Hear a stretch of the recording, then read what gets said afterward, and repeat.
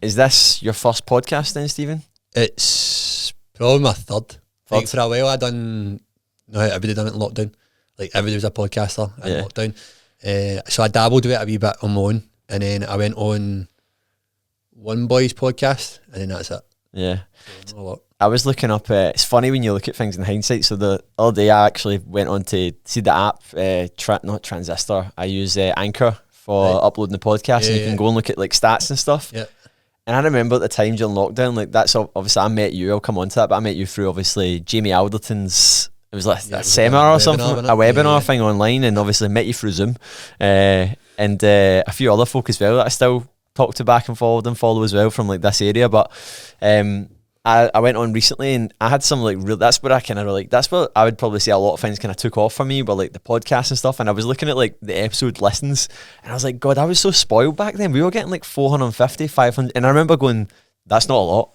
Aye. It's funny, isn't it, how like when you do anything, it's the same with like running or business or anything you do, fitness, you take it for granted. Oh, massively. And then it's not until and because I was looking at, because we've started getting guests back on, so the listens I went from doing just like a wee solo 15 episode one, and we were getting low listeners because the podcast actually stopped for a while. And I'm now looking at it and I'm like, I was going, oh yes man, that one got like 150, and I'm like, I look back at like lockdown and I'm like, you're better than nothing looking. I know, I'm like, what see lockdown, man, everything was just easier in lockdown. To be fair, it was a time where like obviously it was a bit of a disaster at the time, but if you look back at now, it's where a lot of people excelled, and as you said, it was like it kind of put you in front of a lot of people. Yeah, like how many people were out walking their dog every single day? Yeah, I mean, whereas you look at now, if you drive about the streets, you'll drive past like a dog walking van. Do you know what I mean? So it's like all the people that did listen to your podcast and that, like they're all back at work and that now. Do you know what I mean?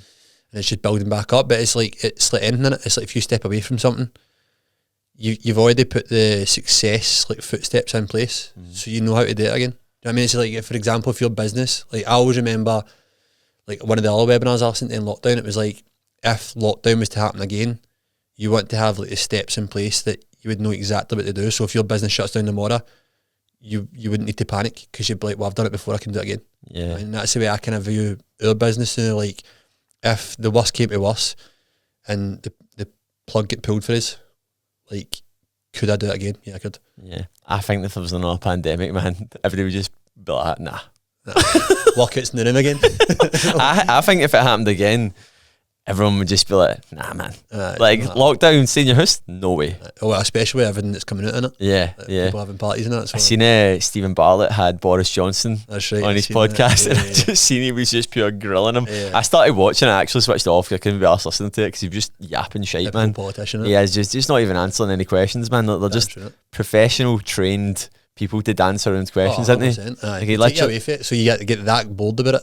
You forget what they I know, you're like, what are you even talking about? You're just saying words. Ask a question and it's like they just say words and that, and you just go, yeah, okay, I don't even know whether that conversation went there. What was the question in the first place? You know what I mean? I know. I was listening to a podcast on the way here with, do you follow Theo Von? No. American guy. He's got like a big mullet. He's a comedian. He's really, really funny. He's really like, obviously comedian, comically funny, but like just see his demeanour and the way he says things. And he had Mark Cuban on.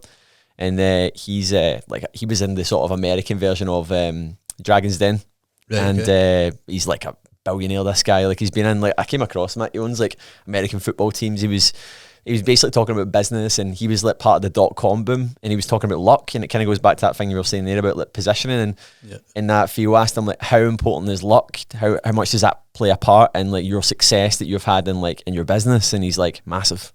He's like, but there's 4 different kinds of luck, and one of them's positioning. So but you wouldn't be in that position if you weren't taking the actions. So see, sometimes when folk are like, oh, you're just lucky, you're not lucky because it's almost like a wave coming, isn't it? Yeah. You've got the surfboard there to get on the wave at the right time. You put yourself in that opportunity. You put yourself in that opportunity. So when the luck does come, you can ride that. Yeah, and I think like it's just funny. I look back at it. I know we're kind of going off on a tangent here talking about the pandemic. I started off with Jamie Alderton's podcast. But like I was. It's so funny you say that because I think I was probably thinking about it because I knew you were going to get you on the podcast, and I was kind of when I was writing down some questions this morning, and I was reflecting on it, and I was just thinking about like that. Without even realising it at the time, as hard as it was at the time, and you were questioning so many things, it was a massive opportunity. Yeah. And in hindsight now, you actually look back at it and you're like, oh, that if that happened again, this is what I would do now. And it's like, but you don't know that, do you know what I mean? it's just amazing how things present themselves that way as well. So obviously I get you in the podcast, Stephen. Like, I really, really admire what you've been doing, mate, with your life, business, training. Obviously, I know that you're a parent as well, and I wanted to just get you on to kind of like frame the full sort of episode around like sort of performance, training performance, business performance, life mindset, around actually how busy and committed you are. And even coming here today, you've obviously came here and you were like, it's actually the perfect day, to be fair. It's a perfect example of like what my life is like. So to give everyone, like, what's a day in the life of Stephen Cassells like? What's today like, mate? Absolute wild, to be fair. This is probably the quietest it's been all day. You got a 3-hour workout as well? Yeah, the 3-hour workout as well. So this is actually like almost like time off for me, because if I'm not here, I've got the weans. So like so now, Natalie, my wife, she's probably got it harder tonight now because she's got the 2 kids. So this is actually, I mean, drag this out as long as you want. But no, so typical life is like every day, they always say like every day is different with kids, and it totally is. Like, you can have so much things planned, but it's almost like you have to like have that flexibility where you can pivot in certain things. And so a day in the life for me is like wake up, like in the gym for 5:30 to take some sessions. I'll then do that until 10:30, and then either I've got the kids on, so on a Monday is probably my busiest day. I'll do like kind of check-ins, client check-ins, etc. Then I'll train for 3 hours, and then I'll work at night. If I'm not working, I'm doing kind of the same thing, but the only difference is we've got kids to watch. So it's like try to work on the business as you've got like 3 kids running about. Like, we work in a business mentorship just now, and we'll be doing like calls with a business mentor with the 3 kids like kind of running about behind us. And it's just one of the things where you've got to accept that that's the way life is now, but you've also got to like surround yourself with people that understand that as well. Do you know what I mean? And it's like they understand that you're maybe not going to turn up at your best, but you're turning up and you're giving a percentage of that to try and get better. And they understand that, you know, like your business mentor got kids as well, so it's great. So because he will just laugh. Like if we could be sitting listening to him, and you know Molly's screaming that she wants an apple or she wants a biscuit, and you're like screaming at you until you actually like pay her attention. So it's just like the fine art of juggling. Like that's pretty much like every day is like just wake up, like whether it's business, whether it's the kids, we set like kind of tasks to do weekly. So that's one of the biggest things Natalie and I always said, like we didn't want to be this couple that when we did have kids, our routine totally changed. Yeah. I think our biggest thing was like, yes, you need to be a bit flexible with it and stuff like that. You can't be so rigid. But our whole thing and our whole philosophy was when kids do come into the scene, they slot into our structure and our routine, and we stick to that as best we can, so that it then kind of instills into them. So for example, like one of the biggest things we've always done with like all 3 of our kids is every single night at 6:30, that's when they get bathed, they're in bed for 7 every night religiously. Like it doesn't matter if it's a weekend, because I know like some parents out there will be like, oh, it's a weekend, like your kids should be up later. Why? Do you know what I mean? They have a set routine. If they're now in that routine where if they go above that routine, that's when they cry, that's when they get crabby, they're not in a good mood. The next day it affects their mood. So it's like, well, why put them in that position? It also allows us a time where, if you think about it, if you're like got a partner, you've got a business to run, you've got your own training to do, you obviously need to fill your cup as well, do you know what I mean? And having that structure and having them fit into our routine as best we can allows us to do that, allows the freedom. Yeah. You know what I mean? Because that's one of the things I wanted to ask. I actually put that in kind of later on. You've already touched base on it, but why is it you think that some people make it work, in your opinion, and some people don't make it work as parents? You know, because you'll know it as well, like from coaching people, from like, why is it that some folk, just like yourself, like you've said right there, what is that gap that's to be fair, mate, I think it's different. Obviously, everybody get different scenarios and stuff like that, but I think Natalie and I are very like driven in like what we want to achieve out of life and stuff like that. Do you know what I mean? We are very driven, and to be fair, even our kids, like even though like one's 4, one's going to come up for 2, and obviously we just get Callan, but they're very much like clued into our drive. Do you know what I mean? Like they're in the gym all the time, they know what we want. Like even like Harper will turn around at me and say like, Daddy, you need to go to the gym because you need to run faster. So she knows what I want out of life. Do you know what I mean? And I think that's the thing. So it's intelligent, aren't they? Yeah, but it's also instilling that in them. Do you know what I mean? It's like, I think like every parent has like a different way of coping, etc. And I think for me, it's like you have a different coping mechanism for different things. So some people, it's like they get really stressed with kids or whatever. If you've had a stressful day, it's like your release could be grabbing a bottle of wine and sitting chilling, having a bottle of wine or whatever. Our release is like that hour in the gym, that bit of time for us, or that hour focusing on the business to make us a wee bit better. I think that's the kind of difference of like, it almost goes back to that values thing, isn't it? It's like, if you value something enough and you start to see a wee bit of success in it, and you see the hard work starting to pay off, it's that compound effect that's going to allow you to do that. Like, I think that's probably the difference, is just our values. Like, we have like set values that are so aligned to where we want to be, and the minute we start to do a wee bit for that and see the success, we go, right, well, we can make this work. Or, do you know what I mean? Like, even, it's also been fully aware that no every day is the same when you're a parent. Like, we could have like a day, so for example, a Tuesday, we've got all 3 kids, like we've got no childcare whatsoever on a Tuesday.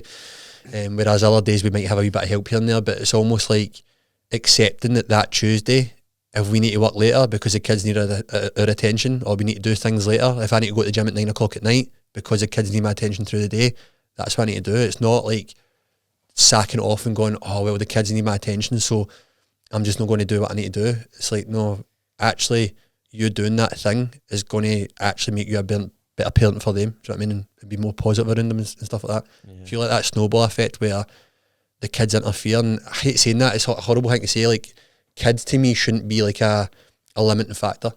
I think that's in my mind all the time. It's like, don't let my kids be a limiting factor, because I would never want to put that on them. Like, I didn't do this because of you. That's horrible.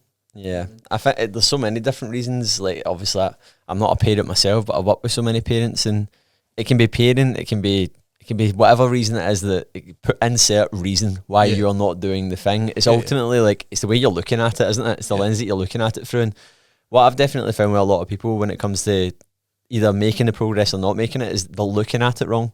And for most people, fitness at the beginning, right, is very much so surface level, isn't it? It's very like, need to do this, need to hit steps, to look this way. 0 to 100. It's like, it's literally like, it's just things, isn't it? It's not really focused on, and what you've touched base on there, and this is like, if you look at like every study ever done to anyone that's like been successful for going through like a weight loss transformation, because the stats of like weight loss transformation, it's sad. So when you actually see the amount of folk that are unsuccessful, it's something, I don't know what the exact percentage is, but it's quite high, like folk who will lose weight that then gain it. And then there was a podcast with what's his name again, the American nutritionist, really, really famous, the guy's a powerlifter.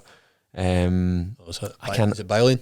Yeah, and Lane Norton. Lane Norton. And he spoke about like what he really went into, like what is the shift, and it's a shift in identity. And see what you just said right there, like, it's not like your things are like, I don't want. It's not even like what you want to do. It's like, I don't want to be known as someone that uses my kids as an excuse. That's an identity. That's like, that's who I want to be. So when you think like that, like the option of not doing it is removed off of the table. Whereas when it's like, I need to go to the gym, I'm trying to be healthier, I need to get my step. When it becomes a need, you're never going to do it. It's like more that it's like a necessity. I think the thing is as well, it's like almost like that compound effect. Like, that's something I like say to clients all the time, is like the compound effect of just, especially when you're a parent, like taking a little bit and just building off that. Like a lot of my clients right now are like training for high rocks and stuff like that. And the biggest aspect, obviously, as you know yourself, is like running. And a lot of them don't run. They don't like it. They don't enjoy it. It's hard. We all know it's hard. Like, it never gets easy. But one of the things I started doing when I started running was just doing 3K at a time, and then gradually just built it up, because it's like the compound effect, isn't it? It's like when you read that book. No, it's a really good book. I've never even read it. Do you know what I mean? I don't really read books. I done typically I done it in lockdown, but now I don't. But it's one of the things where, like, if you take in, even in like fat loss and stuff like that, if you take anything and say, like, one of the biggest inquiries we get, and like one of the biggest hurdles people say is like, I can't do this because I've got kids. And it's almost like, well, what makes you say that?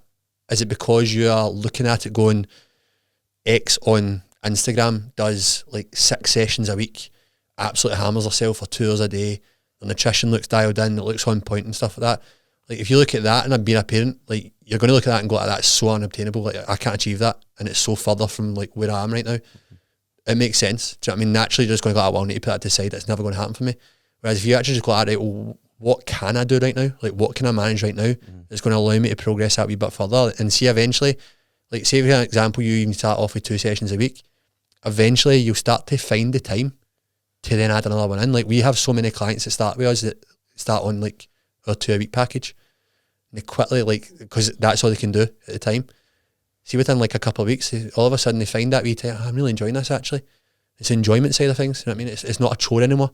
It's like they're enjoying it, they're finding the time for it, and they're saying, well, I can make another wee bit of time there because I can do another session. And then you start to see progress with that, results with that, and then before you know it, do you know what I mean? You're doing all the things that you see that person doing on Instagram.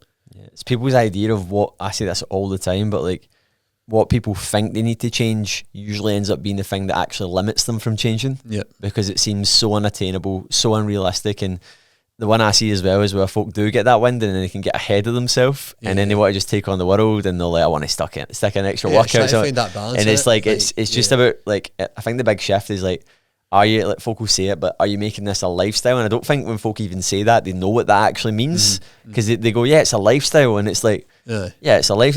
It's like you're looking at making your life better in every way, and it's like when you surrender to that, and it's no longer about I need to do this, I need to do that, and I'm trying to do this, I'm trying to do that. You're just being rather than doing. Yeah, you just naturally fall into it. Yeah, like it's the same, mate. If like even for myself, right? Like, so this is something that I actually spoke to Natalie about the other day about, and it was like she said to me, she says, remember that time like when you started in High Rocks and you looked at some of like the ones that were getting the time you're wanting to achieve, because obviously I'm eventually I want to get a sub hour, like that's a goal. And I looked at the people on Instagram that were getting that. I said to Nat, I was like, there's no chance I can do that. Like, they're training like 15 hours a week, 12 to 15 hours and stuff like that. There's no chance. That was my limiting belief. Like, oh, my life's so busy, poor me. Yep. Like, it's never going to happen, because it was almost like the chore of having to do that. Whereas, gradually, I've started building that in. And like you said, it's now become a lifestyle where, like Natalie said to me the other day, I didn't even know how many hours I was training the other day until Natalie said, you realise you've been doing like 15 hour weeks. You didn't even notice. Yeah. Because the volume has just like increased gradually over time, where it's just become this natural flow, rather than it being like, oh, I currently train like 3 times a week, 3 hours a week. Looking at that compared to like 15 hours a week, it's like, wow, that's a massive jump. If I try and do that, I'm never going to obtain that. Like, I've got too many things on. Whereas if you start going like 3 a week, 4 a week, do you know what I mean? And it's that natural flow. People do this in life as well, but like in a negative way, but they do it like, so I had a client a while ago, and they were basically like, had a cracking job, they had like a busy practice and stuff like that, and they were basically like starting to struggle with things, and I was like, you do realise since we've worked together, you've doubled the size of your practice, you've taken on a property portfolio, and I basically listed out all the things that they'd increased. I was like, have you taken that into account? Yeah, you don't, but they don't, because it comes in new norm. So like, so folk then start to go, but I can't do this and I can't do that, but they're not really. There's only 160 hours in a week. I do this thing, Stephen, where I write down. So see when a client's like, I'm struggling with this, and it's like my motivation right now, my drive and my mindset, and I just feel that I can't be arsed right now. And I know they're busy, right? So I'm not going to just say you're busy, because they're going to go like, no, I'm not. Like, they'll just say they're no. And I go, right, how many, like, tell me, what do you do this? What do you do with that? Tell me, like give me all the hours. I start breaking it down, and I start like drawing out, and I'm like, so there's 160 hours in a week, and you've just told me that 100 of them are populated. Yeah. And the other 60 sleep. Yeah. Like, are you surprised you're feeling the way you're feeling? Yeah, exactly. And they're like, oh yeah. And it's not just, you're not saying to someone to drop it all, but you need to be a bit more accepting and take some responsibility of your actions, and understand that everything has an equal and opposite reaction. You're not telling someone they need to ditch everything they're doing, but sometimes folk are just a bit like, I can't do this and I can't do that, and it's that can't mentality, isn't it? Yeah. And that's the thing they need to change. Yeah, because definitely. If they surrender to it and they actually go, I need to just like understand that this is about changing my life and how I'm living, because right now, that's a good question. Yeah, it's not serving them, and it's like, it's good what you're doing right now, but you're telling me like you're feeling this way, right? Look at the trajectory you're on. Are you happy with that? Exactly. Is that like, it's like, where's that going to be in 10 years? If you are, and it's like it's working for you, then cool. Like, cool. And that's the thing as well. It's like, you're never always going to be 100% motivated. Like, that's one of the things I say is like, again, it's that whole compound thing in it. It's like, when you first start, it's like, you are motivated, but like, you're never always going to be motivated. Do you know what I mean? But then if you, like, say for example, like that example you just gave there, if I looked at that, I would actually see that as like quite inspiring. Like, because that's something I will take away the day and like actually do. Because see if I look back and go, Jesus man, look how far we've come, like that automatically will just start to motivate me and go, we did a lot.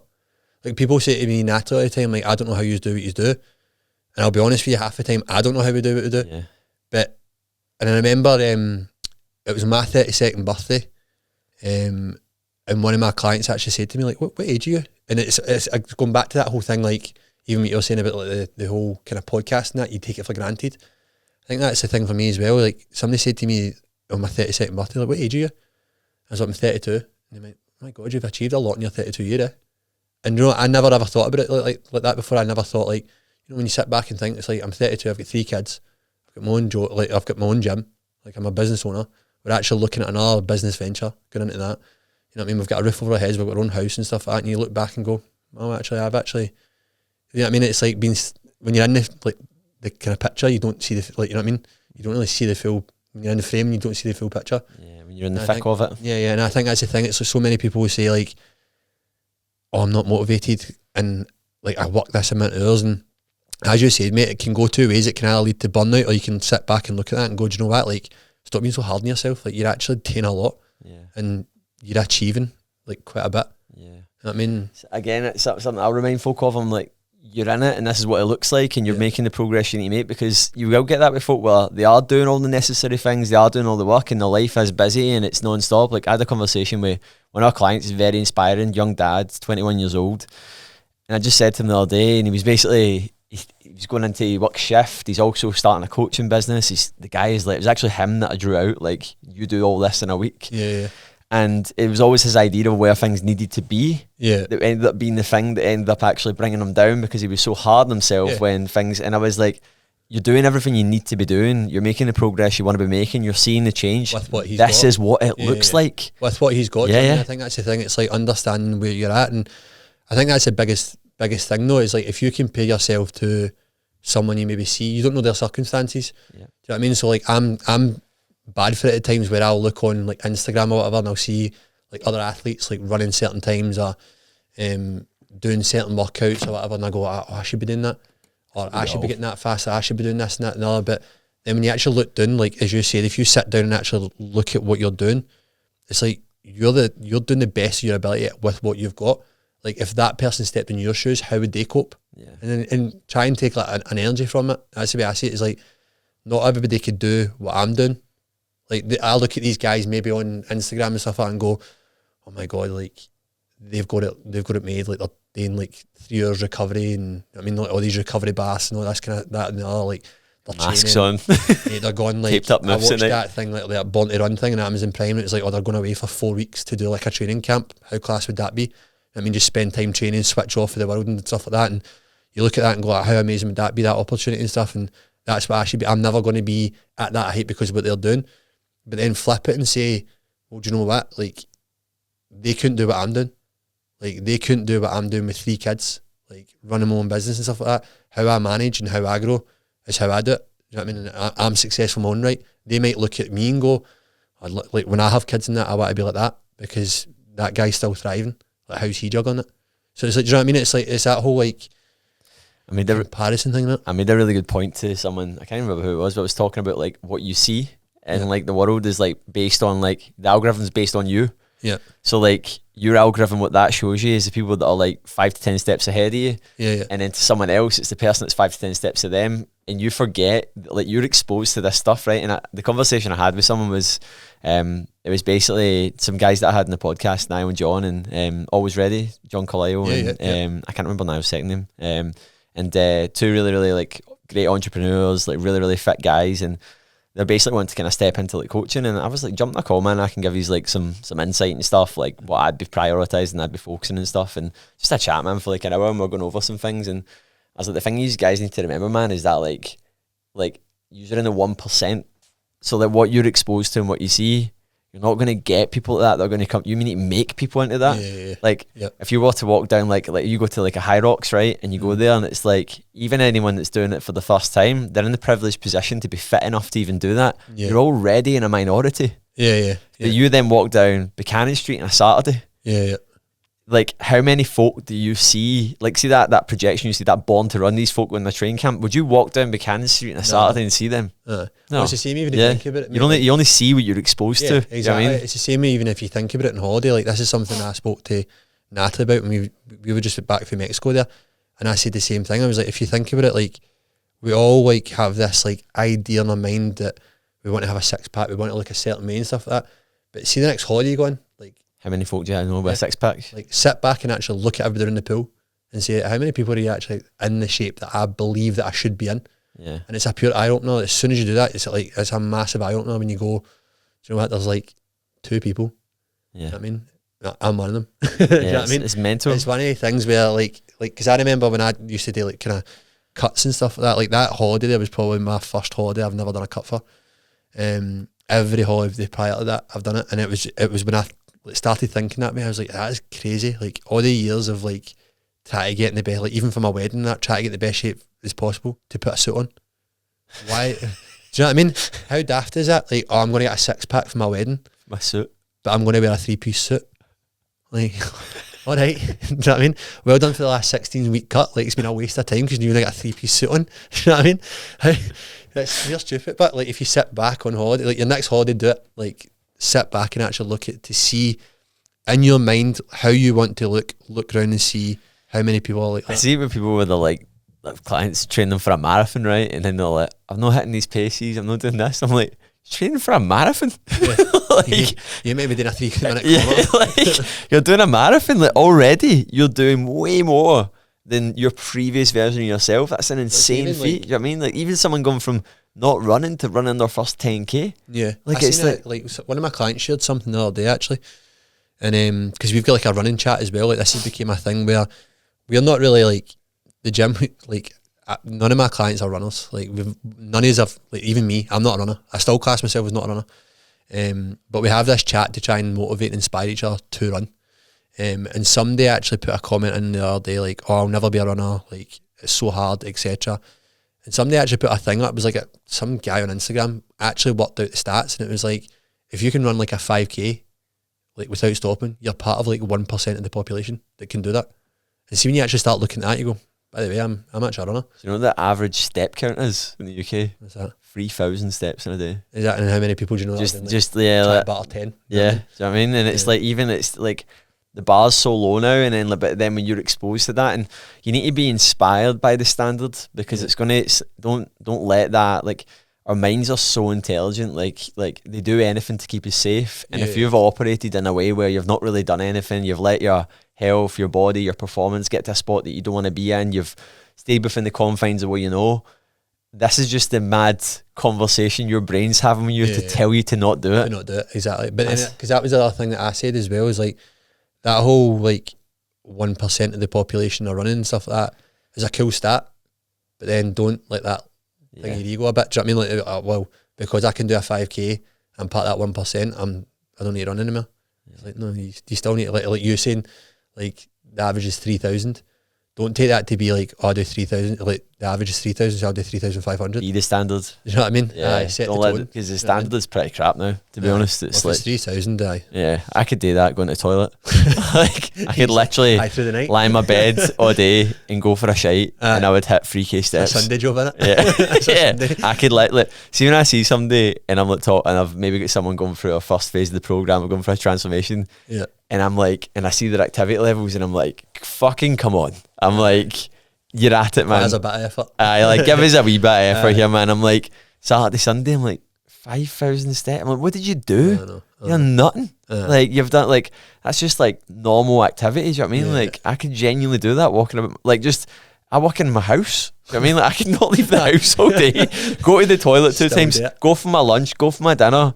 And go for a shower. You still hit your targets. Like it's mad. Like it's actually madness. It's even folk are going, I can't do that. It's not that you can't do it. They're trying. You know, they're looking at it wrong. So it's madness, man. But I think everything's driven by ego though, Stephen, isn't it? It's your ego. People think ego is the having your chest puffed up going, I'm better than you. Ego is your mind going like that. I'm just here to participate, like, because your ego doesn't want to put itself out there because it doesn't want to lose, because it doesn't want to feel like an idiot. That's ego. Don't want embarrassment. Don't want embarrassment. That is ego. Folk think ego is like puffing your chest up.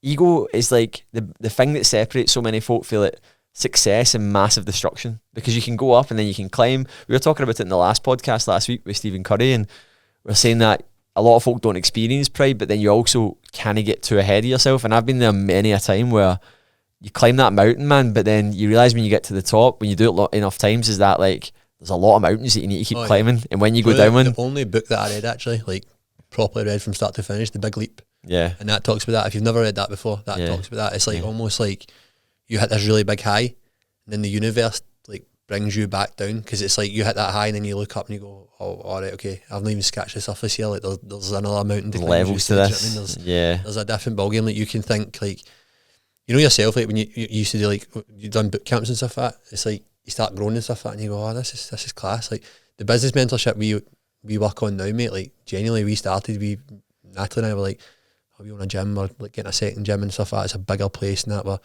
we're reaching out, we're doing well and we're growing. Mate, this guy tore us apart. Like literally looked at me like that. You're baby gym owners. Like you haven't even scratched any level of surface. Like you think he's made it. Yeah. Ain't even close. I had this with John over the last year, working with John Wynn, and like even still, like I couldn't do it with some clients, man, because they would actually just be crippled by it. Like he texts me after like the 10K. So humbling. Yeah, like, he texts me after the 10K, and I text him my results, and he's like, "You should be pumped with that. It's a really good time, but you can go faster." Mate, I got the same thing. He just said to me, "Yeah, you can go faster." What with JK, like, it was up with JK. I done Glasgow, right? And Glasgow was like a disaster for me, like pro wise. Like I done a 118. And I started working with JK right after that, because I was like, I need to take this seriously. If I want a good time, I need to stop winging it, doing like a couple of WODs and start actually taking this serious. Do you know what I mean? No running. Exactly. No running on a C2 bike. I think that's going to transfer there. And I remember speaking to him, and then I trained with him for like 8 weeks or something, right? Like proper sessions, like structure, all that kind of stuff, like training 2 hours a day and stuff. And I'm at, like, he pushed me into doing like a last minute ticket to London. So we drove down to London that day and drove back that night, like hit the workout and that, and came back up the road. And mate, I was buzzing because I got 6 to 8, right? So I'm like 10 minutes off my time, buzzing, like text JK straight away, like so happy about it. Going like, oh, by the way, well, on only 8 weeks we've shaved 10 minutes off. That's a big time and all, blah, blah, blah. You know, his first thing he texted me back, you can do better. And I was like, what? And he actually texted Natalie, and he was like, going to tell him like he needs to up his game because he can do better than that. He knows he's better. And I was like, yeah, I know I can do better, mate, but I was like, I shaved 10 minutes off, like that's class. And he's like, you should be disappointed. Like, did you see that? I was like, you could be doing more. And I get it, like, do you know what I mean? It was one of the where that's what JK's good for that. John's not like that, man. Like John would, like he's like straight to the point, man. But like, but then it's how you coach, because that fires me up. Like some people might take that as a negative thing. Like, oh, well, I'm putting all this work in. I mean, you should be proud of me for that and stuff. I see it as like, I'll say to someone if they've fucking scooshed it, man, like they've like fucked it up, and I'll be like, you butchered that. Yeah. You know what I mean? Like, and I'll say to them, I think it's like it's approaching it. Yeah, how you say it. I don't need somebody to like pat my back and go, like, it was probably perfect for me at the time. Like, don't give me a pat in the back and say, oh, well done. Like 10 minutes off your time, that's incredible. Like, well done. Like, keep pushing. Like, I need somebody to be like, nah. Yeah. The way you want to be. That's what John said that to me like earlier on the year. It's like when we were doing doubles, and he was like, we were talking about like when we got to world champs and stuff, and then like I was saying about like our tactics for the next one. He went, mate, you just need to get fitter. Yeah. like, he was like, as harsh as it sounds. Yeah, he's like, you just need to get fitter. In that fitness race, you need to get fit. Yeah, he's like, you just need to get fitter, man. Like, and I was like, cool, because Ailey was going like, because we were talking that I think that's I reckon obviously like I'm doing pro and next weekend and Madrid for the first time and stuff, and I want to do really well at that. But like I was like, I reckon we could do really well at the mixed doubles, because Ailey just literally is so fast, and then I can just let her recover on the stations, and I just need to be a beast on the stations. So and then she can take like 5%. Like, I mean, she does like 5 meter push, but it gives me that wee rest so that I can up it. So and that's what John said. He's like, well, it's your but both your races. He's like, but you need to be fitter. Like, you obviously Ailey does as well, but it's funny because he'll go like to Ailey, like, exceptional. Like, he's like, keep on. He's like, up it, exactly. And I'm like, cool. I'll speak to you later. I'll drop you a message, mate. You're not getting a pat in the back. That's ignorant. It's like, I want that though, man. I want someone that's going to let me see the standard. Do you know what I mean? That's the thing. I think that's what also like kind of separates coaches. Like, how many clients have came to you for that reason? I think that's the thing about, like, we work with like coaches, like they come on and like we employ them and stuff like that, and like even some of my mates and stuff like that, like I've like wanted to go and do PT and that, and they're like, how do you separate yourself from the pack? And like, so many people talk about niche, right? And I do get it, like you need to have like some kind of niche at first and stuff, but I think that's the thing. It's like each coach has like a reason for it. You know what I mean? Like, I'm known as this person that just, I'll not give you sympathy. You know what I mean? And I think that's what attracts you to certain people. I mean, so what attracts me to like JK and like Graham, for example, and a coach is, I don't want you to pat me in the back. I don't want you to go, all right, everything's going to be right. Or like, for example, if I said to Graham, like, get 3 kids, mate, like, that training's a wee bit much. I don't want him to go, mate, see, since you've said that, I'll just give you a half hour workout. No, I want him to go, I don't care, mate. You've got 3 hours. I mean, just get it done. If you want to be here, like, this is the tone you set. And I think that's the thing. It's like, it's also like, you're attracted to that. It's that safety thing again, the safety blanket of like, your mind will take you to where you actually want to be. Do you know what I mean? Like, so if you kind of want the results, you'll go to a kind of coach that is maybe more of a pal to you, because it's maybe not the actual coaching and like the actual result you want. Maybe you actually want more like therapy, want somebody to talk to. That's the way I kind of see it. Whereas if I want if I want a sub 60, I don't need somebody to tell me like half an hour's enough, mate. No, I need you to tell me, I want exactly what you're doing. If you're getting sub like 60, give me what you've got. Yeah. I don't want you to tell me like, an hour's good enough for you because of your circumstances. Like, I want you to go, here's my plan, mate. I train 4 hours a day. Deal with it. And that's what we will say to clients as well when they're doing things, they're taking things off. And like, how do you want to tackle this? Like, what do you want from this? So like, say someone's like, I want to do, I don't know, like a marathon, or I want to do like a big endurance challenge next year. I want to do something that's going to test me, stretch me, take me to a new level. Or they sign up to something, I do an Ironman. And I'm like, right, what's your objective of this? Do you want to get round it? Yeah. Or do you want to go round it at this time? Yeah, it's totally different. Two different ball games. That's something we speak to. Like a lot of other guys do high rocks. So last year we took 30 clients.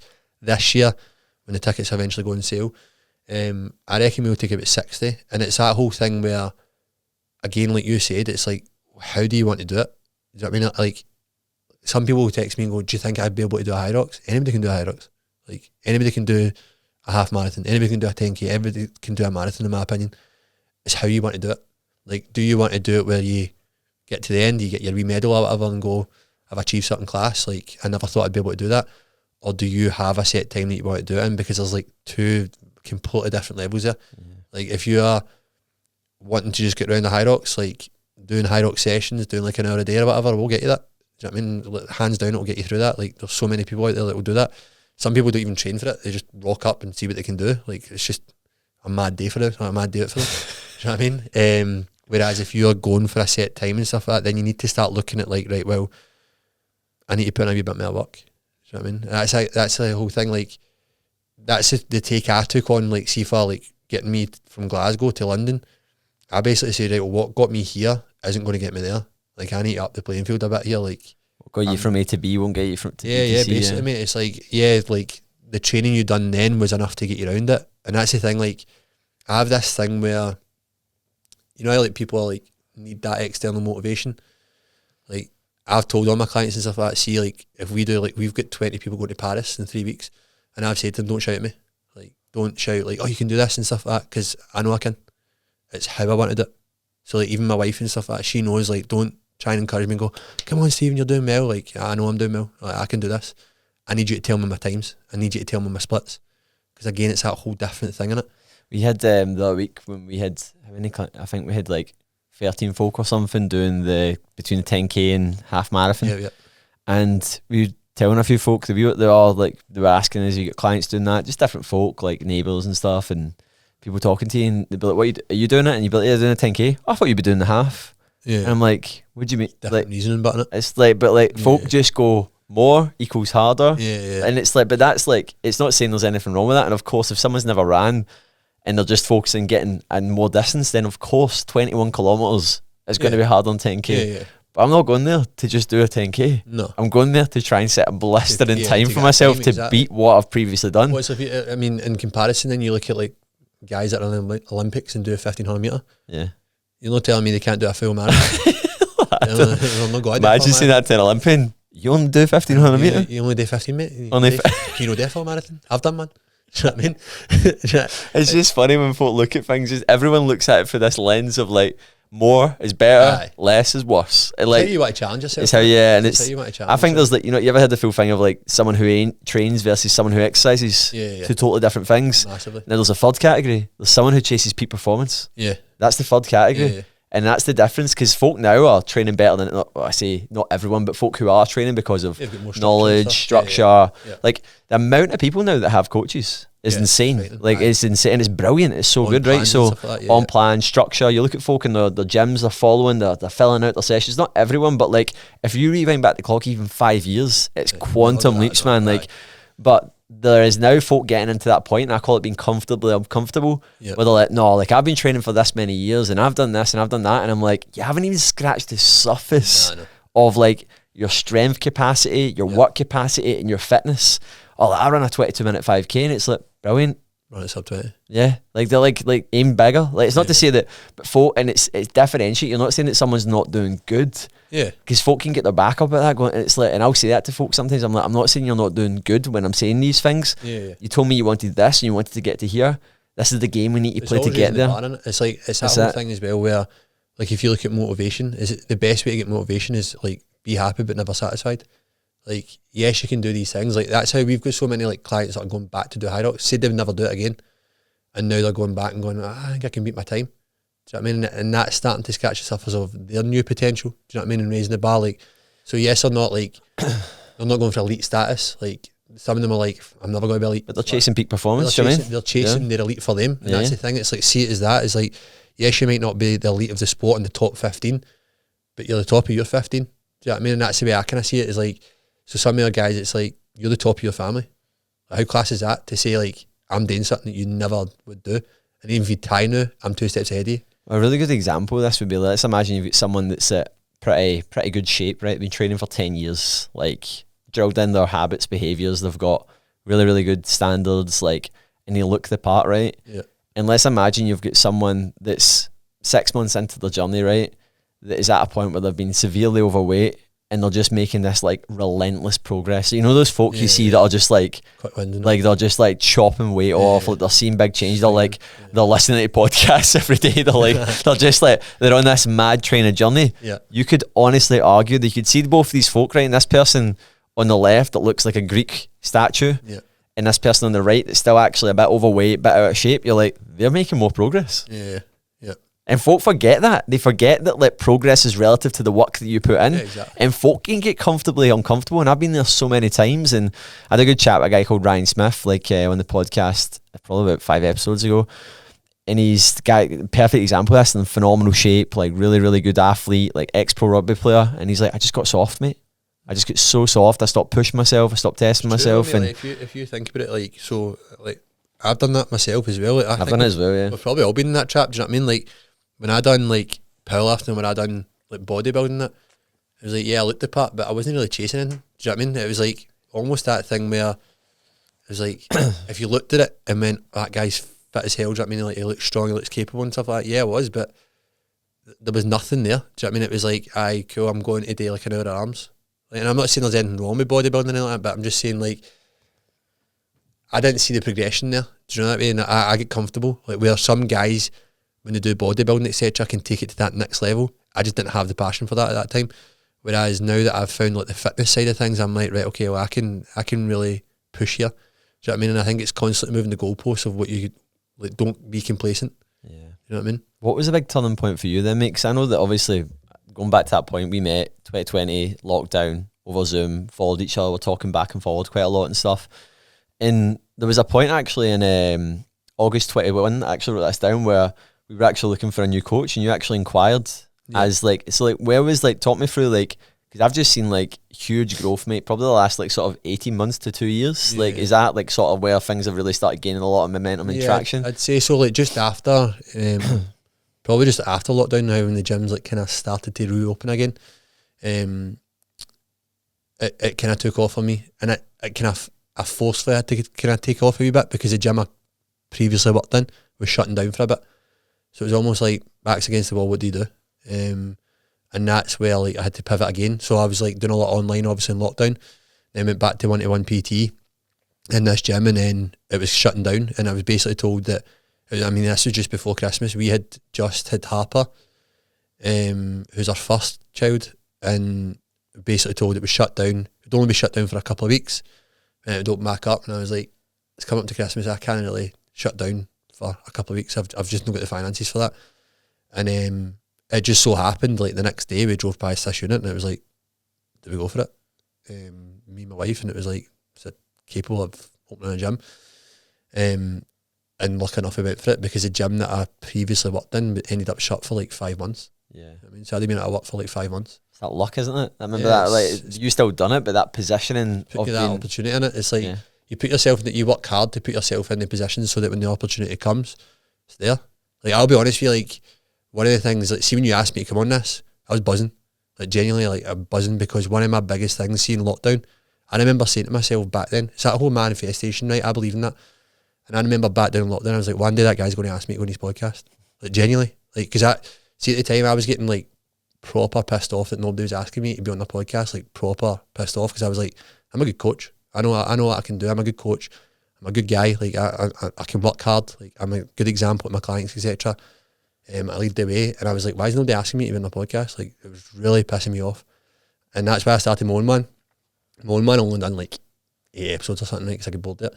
It was too much work at the time for me. But I remember back then going, I'm going to be on his podcast one day. Like, one day he's going to turn and go, you should have been on my podcast a while ago. Let's get you on. Yeah.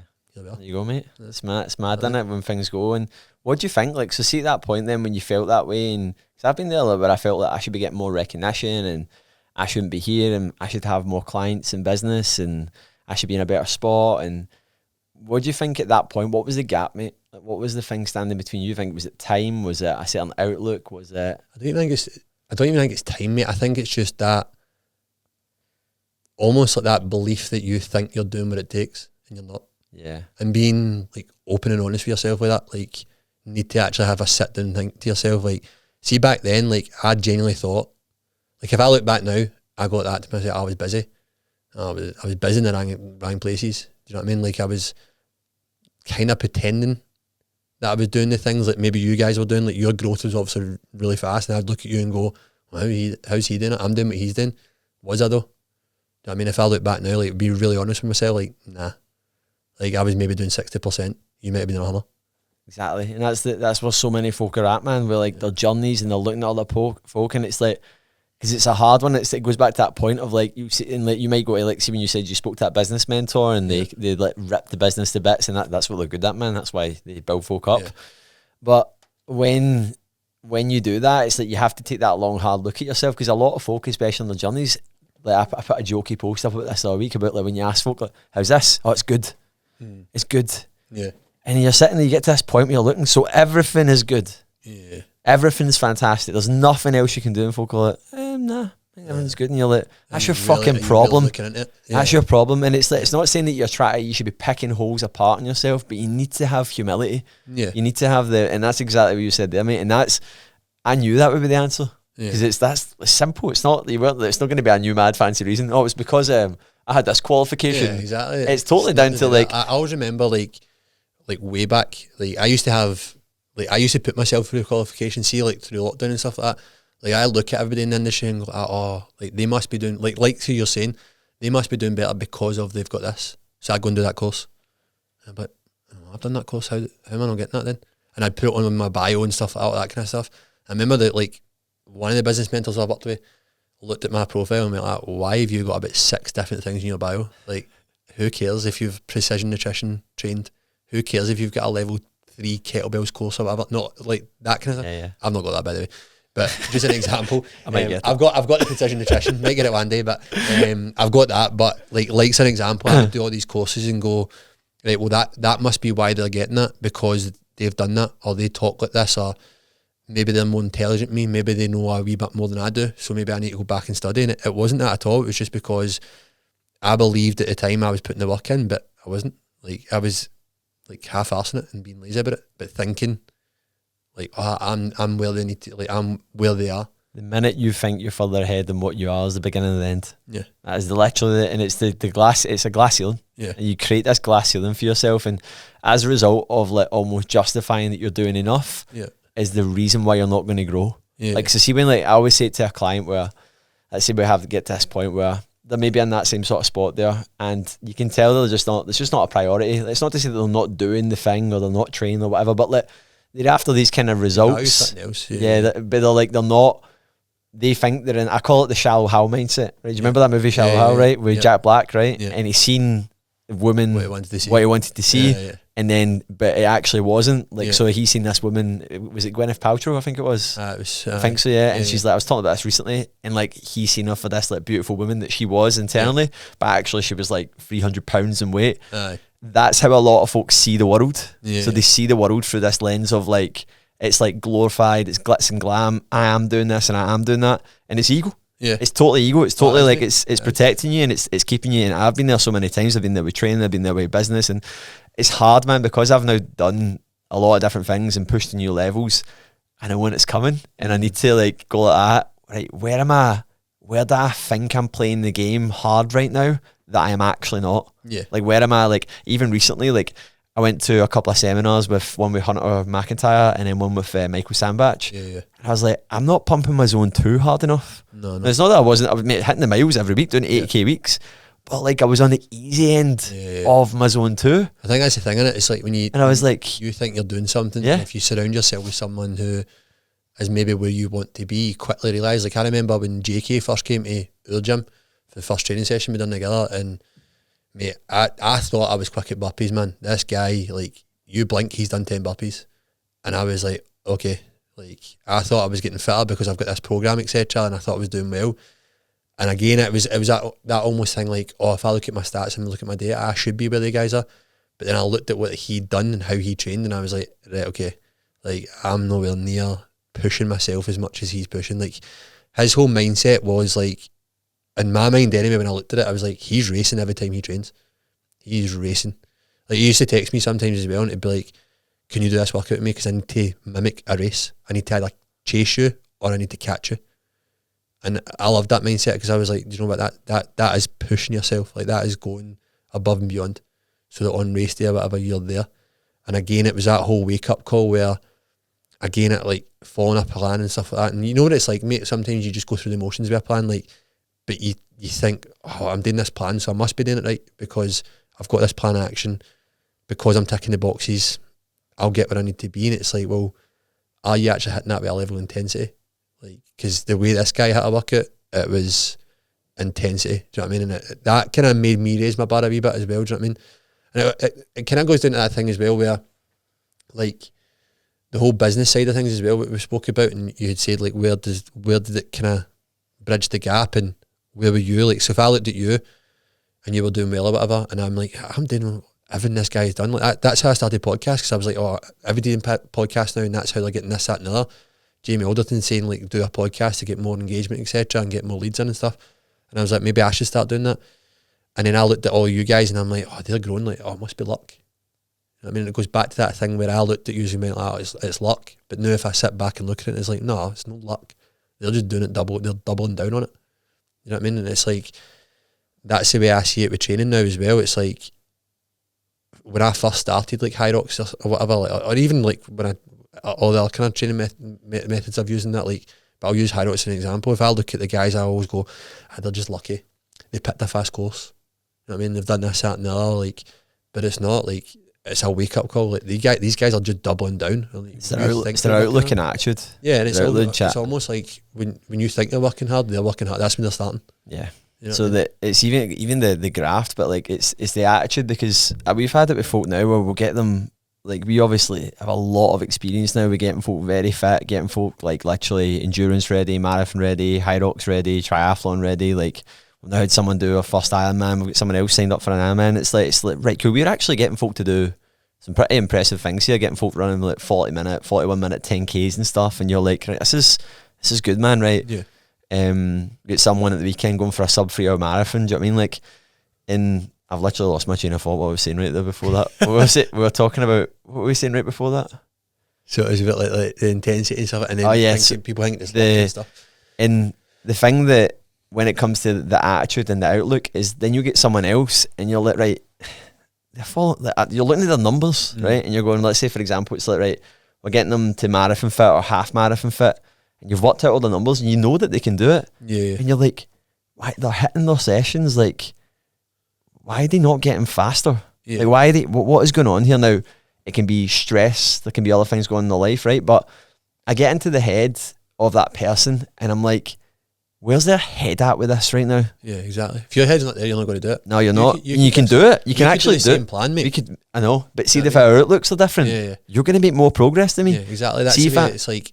That's the way I see it. It's like, so for example, if you and I go and do a training session together, right? I'm very competitive, but I'm like, you're not beating me, so I'll hit that session like 10 times harder than I would have if I had just done it in my own gym. I mean, because you know what it's like if you're training your own, you go, all right, okay, it's the exact same program, exact same format. Do you know what I mean? Like if I do it with you, I'm going to hit it 10 times harder because I'm going to be like, I want you in my back pocket. Do you know what I mean? And I'm not letting you beat me here. It's like one of my biggest things is like, see my gym, like our gym, I've always got this thing, like we have got some fit guys in the gym and that, and I'm like, if I train with you and you come to my gym, you can't beat me in my gym. That's my house. So I'll like try and up the level a bit. But that's what I like about it. Like, come to my gym because it's going to push me. And not only will it push me, like, even if you are beating me, I need to chase you. So it's like, but I could do the exact same workout. Do you know what I mean? Like, I do this workout, it's like the 1,000 wall balls. I think you commented on it before. Like, and that's just like a pure mind battle thing just because I hate wall balls. But it's like 1,000 wall balls. If I do that workout, so I done that workout one Saturday, I think it was. And see, when I dropped the ball, I was in no rush to get it back up. But then I'd done the exact same workout with one of my clients, James, who is like, this guy's a machine, right? He's just rapid at everything. Like, I don't know where he comes from, right? He's one of these guys you can just imagine, like, if he does any sport, he's going to blitz it. I done that workout with him, and my intensity level was 10 times higher because every time he went to drop the ball, I'd do 2 more reps. Do you know what I mean? Yeah, it's the difference. It's the exact same workout. It goes back to that thing with the plan as well, that why is someone doing this and not progressing it? But then I always say, this is a really good, you could use this with people as well. If I was a fly in the wall, what would I change in your day? And if I was to come spend the next 7 days with you, what's the first thing I would pick apart? Folk will say things like, the fact that I'm saying I'm going to do my session in the morning, I'm leaving it till late in the day, and my nutrition's not as... So then you actually see that, so you've hit the session, but you've not hit it the way you should. But you've not hit it the way you should, in the way that you know you can. And this is the big thing with like so many folk. And I always remember this, like one morning where, and this example I used, and this poor guy, man, I've spoke about him so many times. This was basically me and Ailey when we were at just after lockdown, the gym's opened back up, and we got into this routine of going to the Portal gym in Irvine, and then we'd go a big walk before and get a coffee because we were getting up quite early. We'd go there, hit a walk before it, go to the gym at 7 a.m, get a workout in, finish, and then that's how our day went. And we'd basically be out, and then before, like literally, like, so we'd be out at the gym at like 8:15, and we'd already smashed movement, had some quality time with each other with no devices, been in, smashed the session, and it was like literally 8:15, right?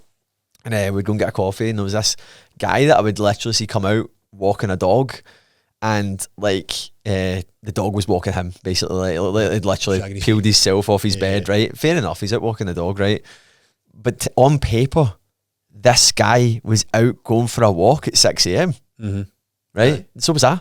But we were getting after it differently. Yeah, exactly. And this is the thing that so many folk can do. Like, I'm doing this, and I'm doing that. And how many people do you know as well that go to the gym and the first thing they do is take a picture and tag themselves in it before they've even done the workout. They'll tag it, or they'll do a selfie. I went to gyms with the gym now with anxiety because I'm like so stressed about what I'm going to put myself through every day. Oh no, man! Like, I'm actually going in there like, this is terrible. Exactly. Where do I start? Where do I even start with this? But that's what, like, that is, it's true as well. It's like, how many people do you know that just go through the emotions like that? I mean, how much further could you be along if you actually just like stopped fannying about, man? I mean, like, yes, it's good. Like, that's the thing. I have this whole thing. It's like, some people like the idea of having a coach and a PT to say they've got a coach and a PT, but actually don't want to put the work in for it. You know what I mean? And it's like, one, you're wasting your time and wasting your money. Shallow how mindset. Yeah, exactly. It's like, what's the point then? Like, I like going about shouting like, oh, I work with a coach, I've got a program. Yeah, but you actually getting where you want to be. You actually hitting the sessions the way, and actually speak to the coach as well. Like, does he want you here like that? You know what I mean? And the first thing you do is like take a picture of yourself, and it's like you don't even change it. Like, I remember like way back when I done like first started PT, and like one lassie came in from, she had previously worked with another PT, and mate, I done this session with her, and she's like, I'm sweating. And I'm like, right? And she's like, well, I'm sweating. Like, I can't do this. I'm like, what do you're in a gym? I mean, you're meant to sweat, you're meant to put a bit of effort in type thing, do you know what I mean? So it's like, I think that's the thing, is I think that's what separates a lot of people as well, when it comes to actual progress. Do you know what I mean? Like you were saying there as well, like, if you go back to when you said about like you'd have somebody that looks like this Adonis, like this Greek style like body and all that, like looks class, looks apart, and they might like be just going through the motions because it's like they've got where they need to be, and it's like, well, that person could be 10 times better if they actually just push that work out a wee bit more. You know what I mean? Everyone's idea of what hard is changes as you grow. Yeah. So I was actually reflecting on this recently. I drove past my driving instructor recently, and I was like, that was nearly 14 years ago, man. Yeah. Like, I was actually, that's scary, like how long ago that was. Like, that be 14 years ago, like at the end of this year, that I would have started driving lessons, right? And it brought me onto a thought of like, I failed my test the first time, and I was 17, and you think you're a pure guy then, you're a child. You're an actual child still. Like, I can't even believe you're old to drive, right? And I was pure upset after it. I was greeting. Like, so I never passed my driving test. And I was like, I was kind of laughing, and I was like, a pussy. Like, I was looking back. I wasn't. When you look back now, though. I look back now, though, right? And you think, see, at the time, but that was my life. It's my world. All my friends drove, right? I wasn't a pussy, right? There's nothing wrong with that whatsoever, right? But I was like, I had this wee thought at first, right? But then it was like, because I hadn't been exposed to what hard was. I hadn't like, I'd like played sport, and like around that time I joined the military and stuff, like, but I'd never really experienced like hard. So like, see, for a lot of people, like, that's just an example, right? But like, when it comes to training, when it comes to hardship, people's idea of what hard is usually like there. Like, hard is like never ending. Like, there's no limit to what hard is. Chap as well. Like, when I first started like training properly for high rocks and that, like, if I even look back now to only like 5 months ago or whatever, back when I thought I was training hard, like, if I look at what I'm doing now, I'm like, God, I'd love these sessions back. Do you know what I mean? Like, I look at it and go, I'd be classy to do that again. I seen a video yesterday, so I was showing someone basically a video that I made a while ago, and it was the John and Niall, when I was talking to them, I was talking about this sort of like, basically like a way that they could drop something, like and I've showed them how I've done it. And there's a clip in it where I'm like doing high rocks last October, so it's actually this weekend, I think, coming Milan last October when we done it. I mean, I look like a bag of shit. Like, not even how I looked, but like, I was in good shape and stuff, but like, I'm running pure like heavy, and like, I'm like, I look terrible. Are you forming that? I just look, oh my God, and I'm like, you should always be looking back at yourself and not slating yourself, but like laughing or cringing at something you've done, because it's a really good sign that you're growing, man. You're growing. It's a good sign that you've doubled down hard. Like, even something that you go, I can't believe I said that. Or see, if I went and listened to some of my early podcasts, man, like, I see, when I was looking at the numbers, episode 1's got like 500 plays, and I'm like, oh God, too many people listen to that. And I'm like, oh, like, too many folk have listened to that, man. And like, you need to be looking at that, and if you can't look back at yourself even just like 6 months ago and like have a wee like a giggle or a cringe at something that you've done, like, you're not doing enough growing, man. Because that's the thing as well. It's like, if you look at that as well, because sometimes, you know what it's like you can get so bogged down in the now and like the numbers now, etc. and stuff like that, and you might think like it's so small margins that you're not progressing, but then if you look back at 3 months ago, oh wow, man, like, I've came a long way. It could be that it could only be like a couple of months, but because you look at it week to week, you go, I'm not really seeing anything. I'm seeing these small margins in that. It's like transformation pictures in it. Like, I've still got pictures when I was 21 and I was 17 and a half stone, and I still to this day look back at that and go, wow, man, like, if I have a bad week and I go, you know, this isn't going well, or like, I didn't hit these numbers in my numbing, or this session should have been faster than that, sometimes I look back and go, see, when you're 21, could you imagine doing what you're doing now? I mean, and looking back at that as well, like, you know what it's like if you, like, the example I'm saying is, like, if you go on the ski, right, and you are going, oh, like, last week I hit this session, I was holding a 148 pace, I'm now holding a 150 because I'm struggling, and you don't see that as progress, but then you look back when you started and you might have been holding a 157, you've come a long way. You know what I mean? Like, it's just, your new norm is just above average. Because you need to look at what's the bottom floor and top floor. Do you know what I mean? Like, that a lot of folk are just, this is something I would say to folk when they're getting into something, like maybe someone's been training for, I don't know, like 4 years, and they're getting it running, and then they do something, or they make a pure simple obvious mistake, and I'm like, you've been running for 2 months. I'm like, you do realise you've been running for 2 months. I know you've been going to the gym for 5 years, but you've been running for 2 months. That was one of the things I heard, mate. Like, see, when I done like my first like kind of couple of high rocks and that, I was gutted. Like, my numbers, I was like, oh my God. Because again, I think it's like, I done what I would have done, and just, high rocks, man, like, I'll roll this. Like, I train hard. And I remember my first couple of times, and I was like, that is a disaster. Like, even last season, if I look back at my data, my numbers, I'm like, last season was a complete disaster to how I wanted it to go. But then when you actually sit back and look at it, and this was something Natalie was really good for me last year, because my head went down massively to the point where I was like, I've not got a future in this, but like, it's pointless. Like, I'm never going to be where I want to be with the numbers I'm pulling and stuff like that and holding. And Natalie went, your first season, you qualify for the World Championships. And I was like, fair enough, you've got a point there. Do you know what I mean? It's one of the things where, like, you get so, it's just it becomes a new norm. I think that's the thing. It's like your new norm.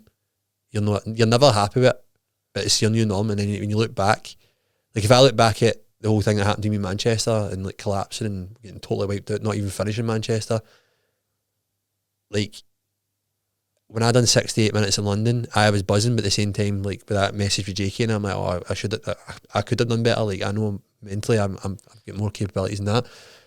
But then if I look back and go, well, Manchester, we're going to throw the title in altogether. Well, you've just qualified for Worlds. It goes back to ego, isn't it? Like, oh, it is like, every time. Like even we had a few folk when they'd done 10k and half marathon, they're like massive PBs, and they were like, but I wanted this, and I'm like, you weren't there. Like you just like, it's like, I think that's the thing, and it's like you always want better, but yeah, you want like, better, but it's like, see, so even the things that, like, I said this as well, folk would go, like, you always see it, the first thing someone says is like, oh, and this happened and this, and they explain it, it's like, but that's the point. And like I was bad, mate. I was bad, really bad for that actually. Like, see, last season in particular, see every race that I done, something was wrong. Yeah. Was it though?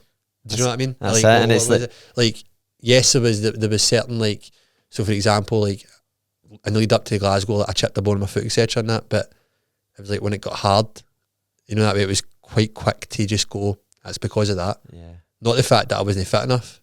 You know what I mean? And I think that's why, like, I needed a coach like you're saying with John, like, just telling you straight, like, you need to be fitter. Like, see, back in Glasgow, if somebody just went like that to me, you just need to be fitter. Like, you're just not fit enough. Yeah. Stop making excuses. And to be fair, Natalie's good at that. She'll just call me out. But, like, I think that's the thing as well. It's like your mind, as you said, it's like that whole, you want to be in the comfort zone all the time, so your mind will take you there, and it will just find any wee element to, you know what it's like, mate. You do a workout sometimes, if you're doing it with somebody, and, like, they could come in absolutely buzzing for this workout, saying they're going to smash into that, then they don't perform the way they want to perform, then all of a sudden they've not had a great night's sleep, they've been out the last couple of weeks, all that kind of stuff. Do you know what I mean? It's like, just own your, that was one thing JK told me, mate, that, like, one thing that I'll take away for JK is, like, and the biggest thing I learned from him was, like, just own where you're at and just take full ownership. Like, I turned up on the day, so I know for a fact in Paris, like, I'm never, like, if I don't get a sub 60, for example, I'm not going to be disappointed because I put the work in for it. But if I don't get a sub 60, I'll understand the fact that, like, if I've not slept well, that's fine. I gave the best I could give on that day. I'm not going to use that as an excuse. Yeah. I'm not going to go, well, I got 105 or I got a 110. It's experience though, isn't it? Like, the more you do things, you have to do the reps to go to then realise that you're doing that. And that's something that I can totally relate to that, because even at Glasgow, me and Ailey, like, had that pure blunder as well, man. I just wasn't as fit, man. I literally peaked for Turin. I think that was the best thing about, like, because obviously after Glasgow and stuff, like, there was a lot of posts coming out, obviously, and I think the biggest thing that I respected you guys for is the fact that you just came out and just owned it and just went, you know what, like, we just weren't there, like, we just blew up. Rather than saying, oh, this happened, or, do you know what I mean? Like, like, I was aiming for this, like, my training went really well, but the week before I ended up ill. Like, why you though? And every part of me was so tempted to go, and I even wrote that. I remember every part of me is so tempted right now to tell you a million one different reasons why, and it was just a bad fucking session, man. Own it, just take full ownership of, like, and it's the same with anything. It's just take full ownership of. Remember the amount of reasons around that, man. Like, folk just saying things. I was like reading posts like that. Shut up, mate, it's mad. And that's the thing. It's like, see, when I look back now, like, there were certain times I look at posts now or whatever, right, and I see people maybe disappointed with their time or whatever. And the thing is as well, it's like, one, be realistic as well. Like, I think was it you that done it the other day? It was like, oh, it was somebody else. It was like something like you wanted a 40-minute 10k, but you're running like 6-minute kilometres. I was talking about when someone's a sub 2 marathons, like, half marathon seems to be a big one. It's almost like you're not running. Yeah. Like, you're not running so that pace. And that really hanged me. I was like, right, well, be realistic with yourself. And that was the thing as well. Like, when Glasgow came about, and it's going to happen this season as well. You know, it's going to happen. Like, tenfold, man. And even now, like, I even said this in Natalie, like, I'm in this, like, comfortable position now where, like mentally, I'm in a good place where, see, even if like, say for example, I go to Paris and I go over my ankle, then I'm not going to use that as an excuse for the time I got. I'm going to go, I done well for what I done. Yeah. You know what I mean? Like, I'm going to say, right, well, I'll own up to it and say I got a 130. Yeah. That's what I done on the day. I'm not going to make up an excuse of why I didn't get a sub hour. Like, I just dealt with it on the day. I think that's the thing as well. Like, you start to quickly realise that is like going back to being like a parent. Like, no every day is going to be the same. So I have to like have full acknowledgement that, you know, some days I might get like 7 hours sleep, other days I might get 4. Yeah. You know what I mean? And it's like, how do I perform on that day with 4? You just need to take ownership and just do what you need to do on the day. I've been through that in so many different points as well, in like life and my relationship and where my business has been at, when things aren't going to plan, and you just need to take ownership, man, and just go, what part did I play in this, man? Do you know what I mean? And go like, what part did I truly play in this that I need to actually just own? Exactly. And even if it's not a you problem, make it a you problem, man, because you solve it quicker. Oh, you will. And you rather than passing the blame. Yeah. You know what I mean? Rather than passing the blame and saying like, because I always used to use like old like external factors. Yeah. Do you know what I mean? And like, I was does, really man. bad for it, where I'd be like, even probably the start of the year and stuff like that, like with the kids and stuff like that. And again, like that, I think that's why I've got this mindset now. Like, don't let the kids be like the excuse for you not to chase what you want to chase, because it's like, I feel terrible for that now. Like, if I go, so say for example, I might go and do something, and then I go, my ego gets in the way, and say for example Paris, right, and my ego gets in the way and go, oh, I've been shouting about him going to do a sub and I didn't get it, and then I say, the kids were up all night last night. Well, that then has a negative impact on how I look at my kids, or how people like look, you know what I mean, like think I look like my kids. Yeah. You know what I mean, like somebody, if I say that to somebody and they go, oh well, I didn't get it because of kids, how terrible is that? Yeah. But the kids, what they are about, you know what I mean? That's like, that's terrible. Those pesky kids, man. Aye, it's terrible. So it's like, just take full ownership of like I don't like, obviously I'm going for a set time in that, but it's like, don't like, just show up in the day and just do what you want to do. This is, mate, honestly, like I know I said it to start, obviously I've got Madrid next weekend, and I set the goal a while ago, I want to go sub 65, and it's not that I'm not even being unambitious, I've put in a lot of work. Yeah, your numbers show it. And my numbers show it, like, and it's like, I'm going to go and do my best. And it's not that I'm like, it's my first one, I'm like, to do it, and I'm like, whatever I get, it's whatever I get. Exactly. Because it's going to be an amazing effort regardless of what you're going to do. I'm the fittest I've ever been, so it's good. I think that's the best thing, the way to look at it as well, is like, the way I look at it is like, people always talk about every course being different as well, right? Yeah. So like, your numbers, mate, I mean, even if you look at the Elite 15 guys in Amsterdam, like, I looked at their running numbers and I was like, that surprised me. Yeah. Because like, if you look at World Championships and that, and some of them are running like 3:15s, 3:30s. Yeah. Like Amsterdam there, it was like 4 minutes. Yeah. But they're still getting like 56-minute times. Yeah. And it's like, you go to it and you just have to, and again, that was like, the course can be 3 or 4 minutes of a difference. Yeah, exactly. And that's the thing as well. You can't really compare each one. Mm-hmm. You just need to go and do your best in the day and just accept that. You know what I mean? Like, if I go to Paris and the course is like maybe not a faster course, like, don't use that as, don't come out and go, I didn't get myself better because I wasn't on a faster course, I should have went and picked a faster course. No, like run it. Like, you're going to run a sub 60. I said this in the last podcast or the one before, but when folk were even talking about like the Glasgow 10k, and like, it's get the hills in it, and it's like, but that is the Glasgow 10k. It's what it's known for. It's what it's known for. If you want to compare your time, you do a Glasgow 10k. Yeah, well, that's going to do a Glasgow 10k, but then I'm going to go and do a 10k where it's like flat route.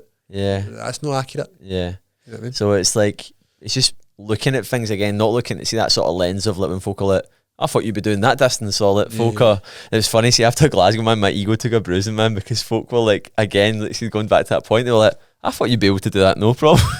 And I was like, I wasn't, not that I couldn't, I'm not even trying to justify like having to justify. So one of the ones like, well, I didn't. I didn't what happened? Why didn't run fast enough? It was funny, man. See, when we were coming out, like, obviously a lot of folk knew us there and stuff as well, knew a lot of folk through socials and that, and like, the amount of folk, man, that I had to stop and tell. And my mum was there. My mum got to this point, she went, just fucking stop telling folk. Just walk right by. Because it was like an hour to get out, man, because there was just so many folk. I just kept having to tell, oh, how did you get, oh, I seen that, what happened? Oh, and I'd be like, oh man, and I got to this point when I was just giving this really short story, and it got to this point where it started off a wee bit of justification, and it was just like, I fucked up, man. I fucked it, that's it. Yeah, like, that's it, man. The story's getting short and short. Yeah, it was just like, High Rocks, what's that? I think that's also almost going back to that whole thing, innit? It's like, you're not afraid to fail then. You're not afraid to, like, and I think that's the thing, it's like, it's putting out there, And like I'm putting out there that I'm going to get a sub 60. Like Hyrox, you put out that you're going to do a certain run time,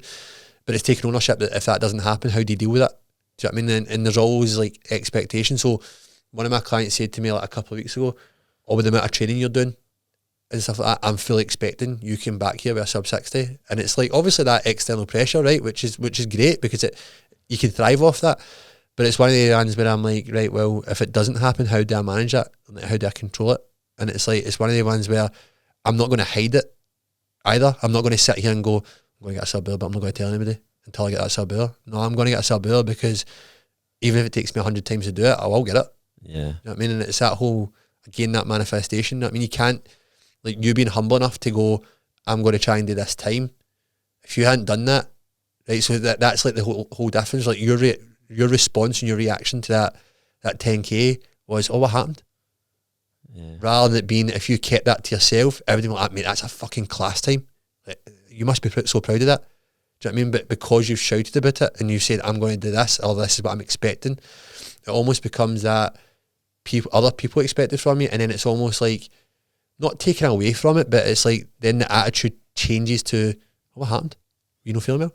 Yeah. You know what I mean? Over if you kept that to yourself, you'd be disappointed. Yeah. But then you become that hero to everybody else because like, by the way, that was some fucking time you done that. It's just when you put things out there, like we're moving away next month, man, and obviously I've been kind of putting it out there to the world as well and stuff, and like it's all literally happening. Everything's all booked now. Like it's just we'll go away next month, and the amount of folk that we spoke to, man, and like one of the things that folk say is that if it doesn't work, man, at least you can just come back. And I'm like, why are you saying that? Like, folk just say things like, it's such a negative thing to say. Like, honestly, like, why not just? And folk aren't saying it to be. They're not saying it even in a way that's vindictive. They're saying it like so candidly, and I'm like, but that's the mindset so many folk are in. So it's the same way that when folk go, oh, I thought you would do that, or folk just say things and don't think. When we said like, I originally had a job in the council working in the gyms, and see when I said I was going to go fully self-employed, people were like, what are you doing that for? When I was leaving the Air Force, man, like, I remember I went to the PED flight, man, and I wasn't a PT in the military, and I told them I was going to be a PT, and they went, the guy said it purely like the way like your gran would say something like pure, but you're not a PTI. Yeah. It was like, and I was like, oh, thanks for filling me with confidence, mate. Thanks for, I'm literally signing to leave. Like, put that pen back. I'm not saying I'm obviously not ready for this. It's the same, we were the same, mate, when we said like we were first going to open a gym, and like people were like, well, again, like it was almost that thing, like, because originally we were moving away from, like, I had my client base was in the East End of Glasgow, and I was moving to North Lanarkshire, and people were like, why doing that? Why would you not try and get a gym first in the East End, like, to make it work in that? And I was just like, well, do you know what, you never try, you never know. But it's that, like, people's first response is like that whole, well, at least if it doesn't work, you can go back. And it's kind of the opposite way I look at it. It's like, I'm not, like, I say to Natalie, like, all the time, and this is just, like, I'm not saying anything bad by it, but I never want to do an interview again in my life. So it was almost like that thing where even sometimes when it's like really stressful with our gym, like where maybe the bills are a bit higher, like we've obviously got rent to pay and stuff like that, but we've also got like other things that come out and sometimes are higher than what we expected. Like we get like a service charge the other day that we weren't expecting at all, and it hit us out of nowhere, and it was a significant sum, and we were like, what the hell did we do here? Yeah. But it was almost that thing where the biggest safety net, and I always say this, like the biggest safety net you can have is when your back's against the wall, because it's almost like I kind of need to just do this now. Do you know that way? Like when someone's playing with it as an options to quit is there, and like you don't want that, man. I've got that point where it's like, nah, I refuse. Like, because we have spoken about it before. Like, if all went like kind of tits up with the business and stuff like that, what we would do? And I said that to Natalie. I was like, I would need to have my own business because I never want to have to like go for an interview again. I wouldn't even know where to start. Do you know that way? Like, I never want to do it again. So that whole thing, that whole mentality is like, when people say that to you, it's like, oh, well, you can try it, but at least if you try it and it doesn't work out for you, like, you can always fall back on this. It's like, well, no, don't fall back. Like, if it doesn't work out, I'll just move on to the next thing. Your same mindset now. Everyone's in that. You ever heard about the full thing with Bedros Cooley and the crop duster on the fighter jet? No. So it's like everyone's born a fighter jet. Everyone's like ferocious, like powerful, like fearless. I believe that with Molly. Yeah. You know what I mean? And like the world turns you into a crop duster, man. Turns you into like this little, you go from being this like fierce jet to like you start to have these fears, these limiting beliefs that are passed on through society and what you should do and what you can't do, and you need to make yourself into that mindset and it takes time, man. It really does take time, but like people are just thinking in this game, and especially in West Coast of Scotland, man, everyone's in this like safety game, and it's like when you actually think about it and you actually start to break it down, you're actually like think about how much you're limiting yourself. You know what I mean? Like the thing that I had a conversation with my friend the other day, and he just asked me for some solid advice, and he's like, mate, he's basically going through a lot of change in his life, and he was just like, I've had 10 grand, mate, like what would I do with this? Would I invest it in? I went, and he's working, he's not got his own business or anything, he works for someone else, like works for a company. I said, plough it into yourself, mate. Plough it into like your own development, spend like £3,000 or £5,000 in coaching, go and get like a mentor and like some sort of like skill, like whether that's business or whatever. And that £10,000 that you've spent the last 10 years or whatever saving up, go and pour it into yourself. Because right now, a lot of folk are in a position, especially when it comes to build themselves up, where, like, you ever read the book Rich Dad Poor Dad? Assets, and you need to make yourself an asset first. And by doing that, you need to upskill yourself so that you're more credible and higher functioning, because a lot of folk are in this point now where they think that they're going to save themselves to success, but they don't actually realise that a lot of the things they want in life, they need to turn themselves into that fucking asset, so they need to become that fighter jet. Because then when they're the fighter jet, they're going to get more opportunities, they're going to get more luck. And that's and I said that, I just kind of reframed it in the way that like I could tell you I'm not a financial advisor, like, and I've only started over the last couple of years doing that with like money and stuff, and I was like, you could go and put it into S&P 500, mate, but like you would rather pour it into there, and then like in 2 or 3 years you'll be like an elite version of yourself, that's way more credible, it's so true. And it's like, and that's what I had a conversation with a client the other day. It was like, I really didn't think how much this was going to impact my career, and this is someone that's got like a really responsible job. Like when you kind of told me that, I didn't really know what to make of when you told me that, and I'm like, I get it now. I really get what you meant. And I was like, yeah, I know, like, because you have like 60,000 thoughts a day, man. Like on average, like let's imagine like red represents shitty negative thoughts, right? Doubt, whatever, right? And green represents positive, like the one that's like looking around, looking for opportunity. You talking about that film Inside Out? No, is that I've not, the alien loves that, I've not seen it. And is it? Like, as soon as you said red, I was like, aye. If you don't know what Christian's talking about here, go and watch Inside Out. Is it exactly? Is it? Yeah. Especially the new one, because it talks about like anxiety, and anxiety is like wild in it. Not like, obviously I know it because the Wayne's watch it. It's exactly what you're talking about. Like, so if you don't know what Christian's talking about, go and watch Inside Out, like 1 and 2, and you'll know exactly. You'll get a proper clear picture. And that's the way I described it to someone. I'm like, if I can help you think better, be better, live better, be higher function, have a better outlook, we're going to change it and make it a surplus of green versus red. We're not going to get rid of the red. It's still going to be there. It's always going to be there. It's that old chimp paradox. And people who are in that sort of scarcity, playing it safe, like, see what we were talking about that sort of like the ego, and like, see, to win, you need to lose. Like, you need to lose. And like, although nobody was looking out for maybe your times on the scoreboard, like, that was you putting yourself out there, and you lost. You lost in your opinion, and you didn't fit. You weren't as fit as you thought you were. You felt like an idiot. You questioned everything about yourself. To get to the point that you're at now, where you're actually going, I'm chasing sub 60. You had to, and because folk are so adverse to fucking losing, because their ego doesn't want to feel weak, it doesn't want to feel inferior. You put yourself in and be humbled, innit? You need to be humbled, and it's like you need to go through this point, and that's where a lot of folk, the gap is with a lot of folk. And so that if you find yourself saying that and doing that a lot with everything you do and justifying it and safety, and it's like, fuck that, man. Like, you're actually playing the wrong game. The big time. Like, is it going back to like, were you saying like where I thought bridging the gap was in terms of my business and stuff like that as well, and where you guys were on that? It was almost like being real with yourself as well. Do you know what I mean? Like, putting yourself out there as well, being humbled, like proper humbled, but then you need that to then look at yourself and go, you thought you were doing enough, mate, but you're not even near where you thought you were working. Do you know what I mean? Like, you can do that a wee bit more here and there. Do you know what I mean? So it is just like, you need to, I think the whole thing about putting out there as well, like, as I said, the manifestation thing, like, there's two sides of that. Like, you manifest it, and like, I truly believe if you say it enough, it'll happen.